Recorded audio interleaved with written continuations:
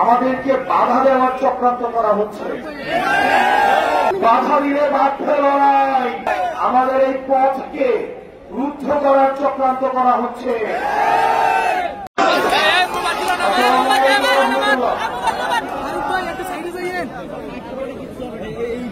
আমরা আমাদের আহ্বায়ক উত্তরাঞ্চলের মুখ্য সংগঠক বক্তব্য দিবেন, আমরা শুনব। আমি শুধু একটা কথাই বলি, আমাদেরকে বাধা দেওয়ার চক্রান্ত করা হচ্ছে। আমাদের এই পথকে রুদ্ধ করার চক্রান্ত করা হচ্ছে। স্পষ্ট করে বলছি, বাধা দিলে বাধ্য লড়াই, এবং সেই লড়াইয়ে আমরাই জিতব। প্রিয় বরগুনার তরুণ প্রজন্ম, দীর্ঘ লড়াইয়ের প্রস্তুতি নিতে হবে।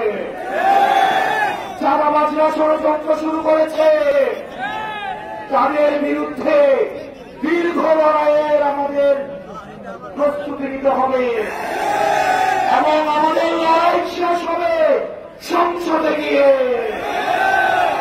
বর্তমানে আপনারা ভালো থাকবেন, সুস্থ থাকবেন। আপনাদের সাথে আবার দেখা হবে। আসসালামু আলাইকুম ওয়া রাহমাতুল্লাহ।